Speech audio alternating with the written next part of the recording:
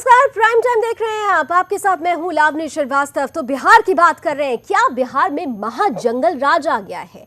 दरअसल मुझे याद है, शायद आपको भी याद होगा कि 2013 में भारतीय प्रेस परिषद की तरफ से एक रिपोर्ट आई थी और उसमें साफ तौर पर नीतीश सरकार की तुलना इमरजेंसी से की गई थी। साफ तौर पर लिखा हुआ था कि बिहार में पत्रकारिता करना असंभव है। असंभव ही नहीं, खतरे से भरा हुआ है। और आज की तस्वीरें भी कुछ इसी बात की ओर इशारा कर रही है। लोकतांत्रिक देश भारत में लोकतंत्र के चौथे स्तंभ पर खूनी हमले जारी हैं। पिछले 2 दिनों में बिहार और झारखंड में 2 पत्रकारों की एक के बाद एक हत्या कर दी गई है। सिवान में एक नामी अखबार के ब्यूरो चीफ की अपराधियों ने शर्मसार हत्या कर दी और उसके पड़ोसी राज्य झारखंड में भी टीवी रिपोर्टर की हत्या कर दी गई है। इसे लेकर झारखंड के सीएम रघुवर दास ने डीजीपी को हत्यारों की अविलंब गिरफ्तारी के लिए निर्देश दिए हैं।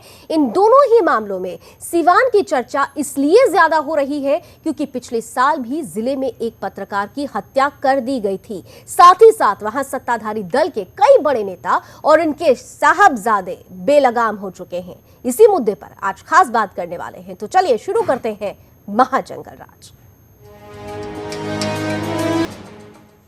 तो नीतीश कुमार सुशासन बाबू कहे जाते हैं, लेकिन सुशासन बाबू के ही राज में क्या निर्भीक होकर पत्रकारिता करना मौत को दावत देना है? पत्रकार की हत्या हो चुकी है। नीतीश बनारस में घूम रहे हैं। इसे लेकर बीजेपी एलजेपी के साथ है। उनकी सहयोगी पार्टी के आरजेडी सांसद मोहम्मद तस्लीमुद्दीन भी अब नीतीश को कटघरे में खड़ा कर रहे हो और नाकाम साबित कर रहे हैं बिहार के जंगल राज को। जीत कर दी।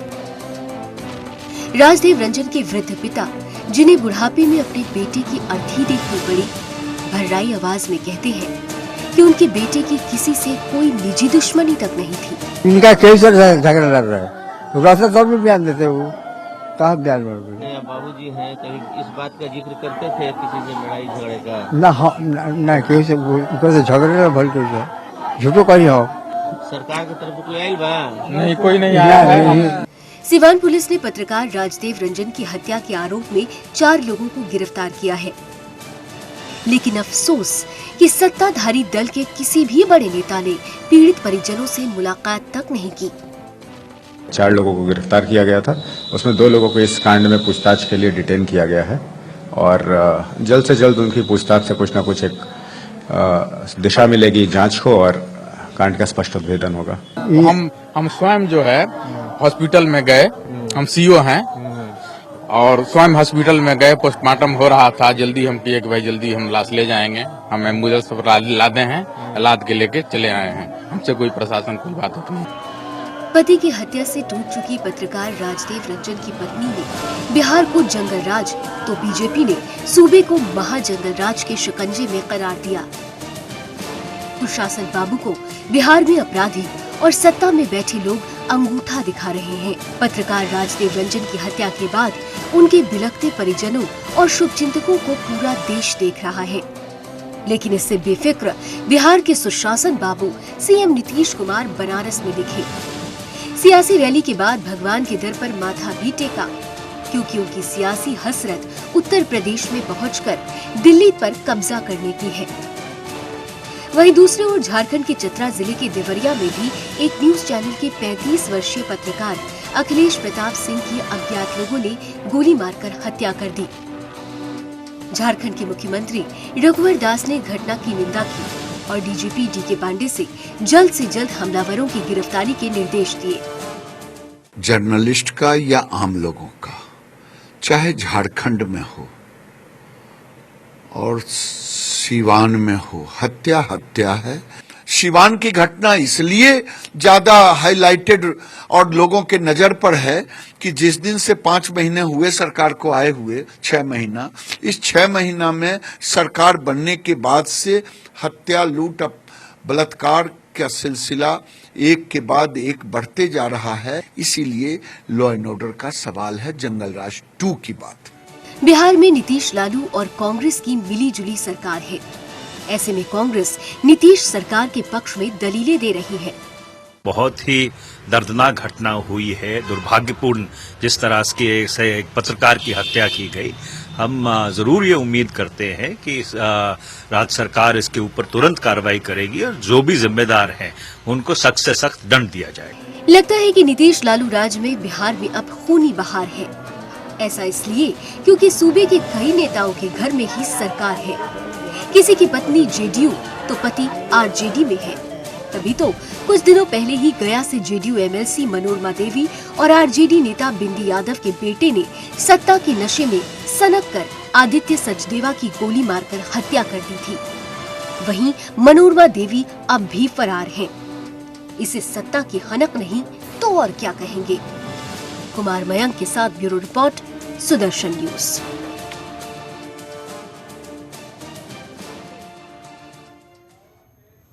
तो क्या बिहार में निर्भीकता के साथ पत्रकारिता करना मौत को दावत देना है? इस हालत के बाद, इस खबर के बाद तो शायद यही बात कही जा सकती है। बहरहाल जिस तरीके से सुशासन बाबू के राज में पत्रकारिता पर ही सीधे हमला हो रहा है, पत्रकार को मार दिया जाता है, खुद वो अपने घर में भी घिर रहे हैं।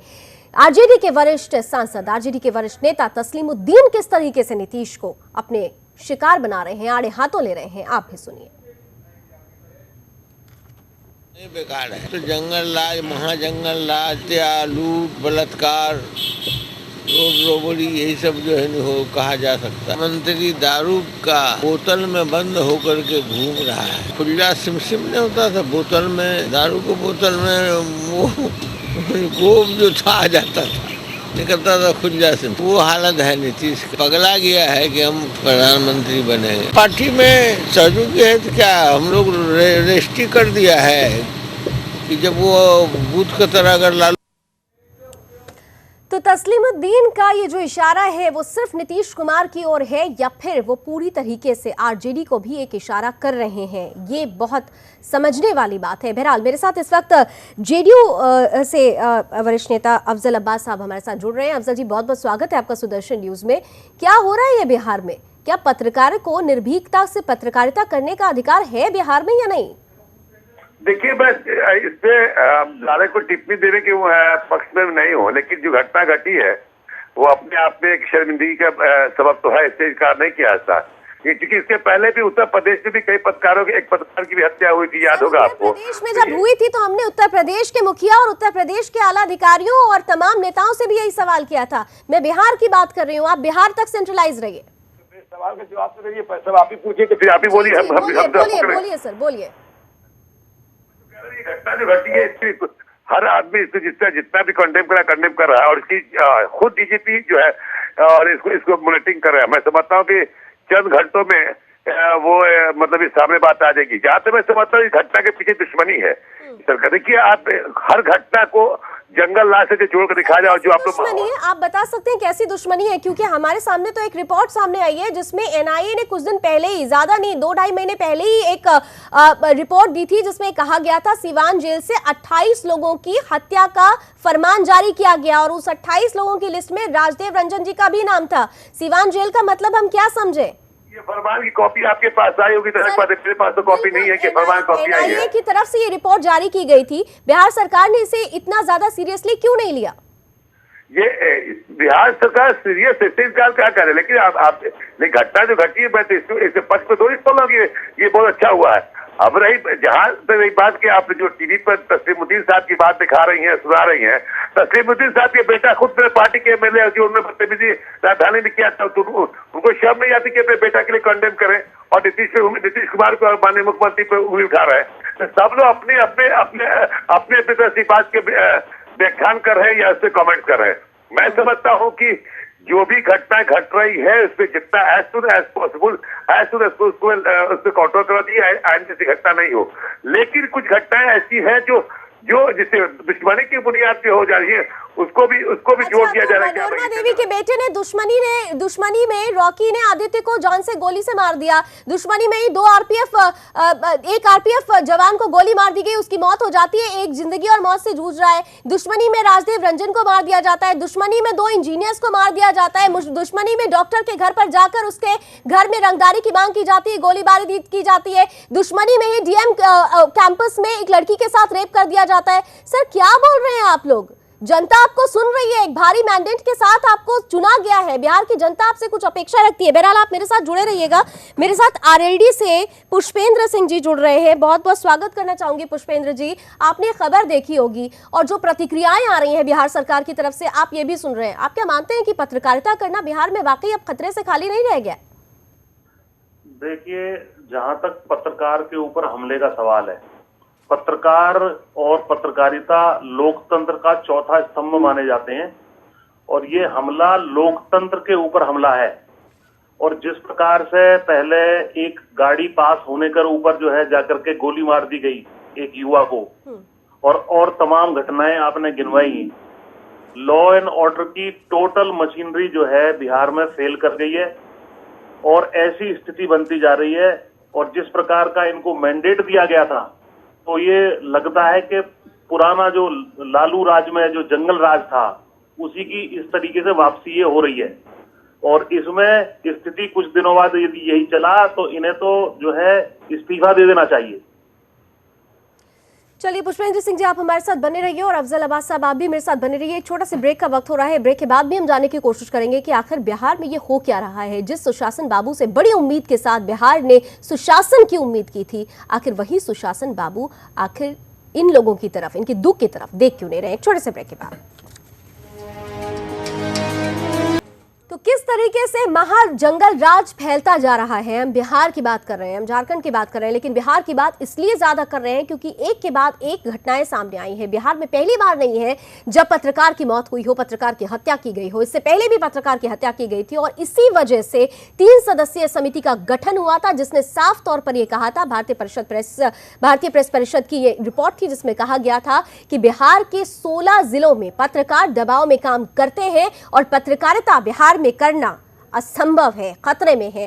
कुछ ज्यादा खास तौर से इसको समझने की हम कोशिश करते हैं। किस तरीके से, एक छोटा सा ग्राफिक आपको दिखा रहे हैं कि किस तरीके से बिहार में महाजंगल राज है। बिहार में सुशासन नहीं, महाजंगल राज है। ये खुद अब आरजेडी जो कि महागठबंधन में है, आरजेडी सांसद तस्लीमुद्दीन ने यह बात कही है। नीतीश सरकार की ओर इशारा है, नीतीश कुमार की ओर ही नहीं बल्कि खुद आरजेडी की तरफ भी इशारा है। जंगल राज के लिए नीतीश कुमार जिम्मेदार हैं, तस्लीमुद्दीन ये कह रहे हैं। सुशासन बाबू की सरकार में सरेआम हत्याएं हो जाती हैं, लेकिन सुशासन कहीं नजर नहीं आता है। सरकार में कहीं भी गठबंधन जैसा कुछ नहीं है। ये बहुत बड़ी बात है। तस्लीमुद्दीन जो आरजेडी के वरिष्ठ सांसद हैं, वरिष्ठ नेता हैं, लालू प्रसाद यादव के काफी करीबी कहे जाते हैं, और उन्होंने कहा है कि गठबंधन जैसी कोई भी स्थिति दिखाई नहीं देती। सूबे में अपराधियों का बोलबाला है। और उससे भी बड़ी बात, आरजेडी सांसद तस्लीमुद्दीन कह रहे हैं कि मोदी सरकार अच्छा काम कर रही है। ये जवाब दरअसल महागठबंधन के 3 बड़े चेहरों के लिए है। ये जवाब नीतीश कुमार के लिए भी है, ये जवाब लालू प्रसाद यादव के लिए भी है और ये जवाब कांग्रेस के वरिष्ठ चेहरों के लिए भी है।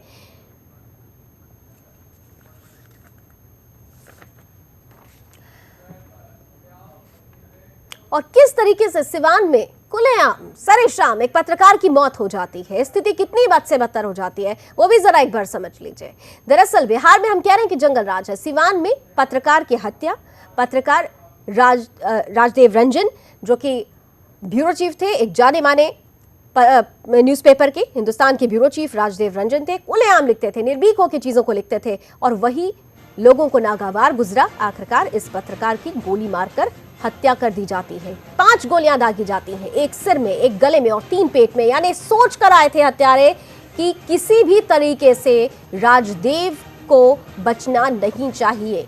और राजदेव रंजन की हत्या के बाद खासतौर से हिंदुस्तान ने आज ब्लैक डे मनाया, अपना पहला पृष्ठ ब्लैक एंड व्हाइट छापा और एक संदेश देने की कोशिश की है नीतीश सरकार को कि देखिए लोकतंत्र का चौथा स्तंभ किस तरीके से खतरे में है।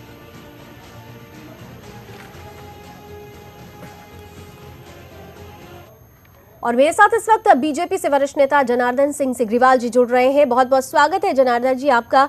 आप बिहार में मंत्री, बिहार सरकार में मंत्री भी रह चुके हैं, श्रम मंत्री रह चुके हैं। मैं आपसे समझना चाहूंगी कि जब से आप लोगों का गठबंधन टूटा है और ये नई सरकार बनी है, क्या स्थिति बद से बदतर हो गई है? एकदम बद से बदतर बिहार की स्थिति बन गई है और जंगल राज स्थापित है। इसका जीता जागता उदाहरण कल सीवान में देव रंजन जी की हत्या दिखा रहा है। एक पत्रकार की हत्या कोई एक व्यक्ति की हत्या नहीं है, यह सीधे चौथे स्तंभ पर सीधे सीधे प्रहार है। और हमें ये लगता है कि जब पत्रकार सुरक्षित नहीं है और तब वहां का हर लोग, बिहार का हर लोग अपने को असुरक्षित महसूस कर रहे हैं। देवरंजन जी की हत्या के बाद, एक पत्रकार के, वरिष्ठ पत्रकार के हत्या के बाद लोगों के मन में आक्रोश और भय दोनों एक साथ व्याप्त है। जनार्दन जी, आप इसके लिए किसको जिम्मेदार मानते हैं? क्या नीतीश कुमार की जेडीयू पार्टी खाली इसके लिए जिम्मेदार है, या ये भी कहा जा रहा है कि जब से आरजेडी गठबंधन में आई है, आरजेडी वर्चस्व में आ गई है, उसके बाद से स्थिति खराब हुई है? आखिर स्थिति खराब होने के पीछे आप किसे जिम्मेदार मानेंगे? सीधे नीतीश कुमार इसके दोषी हैं। नीतीश कुमार का यह दावा खोखला साबित हो गया।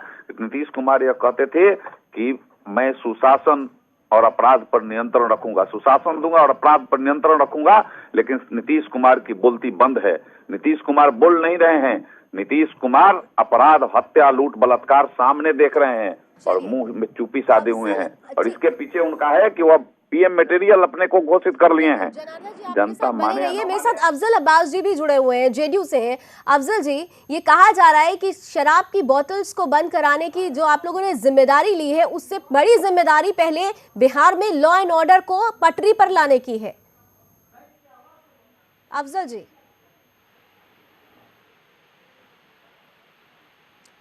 क्या आपको मेरी आवाज पहुंच रही है? शायद अफजल अब्बास हमारे साथ नहीं जुड़े हुए हैं। जनार्दन सिंह सिग्रीवाल बीजेपी के वरिष्ठ नेता हैं, सरकार में मंत्री भी रह चुके हैं। सिंह साहब, आपसे मैं सीधा सवाल करूंगी, जिस तरीके से शराबबंदी को लेकर ये आह्वान किया जा रहा है, आपको लग रहा है कि सिर्फ एक टारगेट है कि मुझे किस तरीके से पीएम पद मिले और लॉ एंड ऑर्डर की धज्जियां उड़ रही है, लेकिन सवाल खड़ा होता है कि जब आप लोग गठबंधन में थे तब भी स्थितियां कुछ बिगड़ती थी। ये सवाल बार बार जेडीयू आपके लिए भी उठाता है। देखिए, मैं सीधे मैं ये आपको यह कहना चाहता हूं कि वास्तव में नीतीश कुमार को बिहार की 10.5 करोड़ जनता की अब चिंता नहीं रह गई है। नीतीश कुमार को एक ही है कि बिहार का चाहे जो भी हो जाए, बिहार के लोग चाहे मरे, जिए, कटें, वो चाहे उनको हत्यारों के हवाले हो जाए, लुटेरों और अपराधियों के हवाले हो जाए, लेकिन मैं जिस मिशन में लगा हूं वह मिशन मेरा पूरा होता रहेगा। बहुत शॉर्ट में, टू शॉर्ट एक आंसर दे दीजिए कि झारखंड में तो आपकी सरकार है, बीजेपी ओरिएंटेड गवर्नमेंट है, वहां पर भी पत्रकारों के साथ ऐसा हाल हो रहा है? वैसे देखिए, वहां और बिहार की स्थिति में आकाश पाताल का अंतर है। बिहार में और झारखंड में आकाश पाताल का अंतर है। वहां निश्चित रूप से वहां कोई अपराधी जो है वह संरक्षण प्राप्त नहीं, वहां राजनेताओं के संरक्षण प्राप्त अपराधी नहीं है। हम उम्मीद करते हैं कि चतरा में भी जिस घटना को अंजाम दिया गया उसका हत्यारा जल्दी सलाखों के पीछे होगा। बहरहाल बहुत बहुत शुक्रिया जनार्दन जी हमारे साथ जुड़ने के लिए। मेरे साथ अफजल अब्बास साहब भी जुड़े हुए थे, बहुत बहुत शुक्रिया, और पुष्पेंद्र सिंह भी आरएलडी से जुड़े थे, उनका भी शुक्रिया। कुल मिलाकर इतना जरूर है कि एक उम्मीद होती है जनता को कि जब भी कोई सरकार बनेगी उनकी सुरक्षा का सर्वोच्च ध्यान रखा जाएगा, लेकिन अफसोस के साथ कहना पड़ रहा है कि लोकतंत्र का जब चौथा स्तंभ ही सुरक्षित नहीं है तो फिर जनता किसके हवाले है? बहरहाल ये सोचिएगा जरूर, जवाब ढूंढना जरूरी है। इस बुलेटिन में भी बस इतना ही। देश दुनिया की तमाम खबरों के लिए आप देखते रहिए सुदर्शन न्यूज।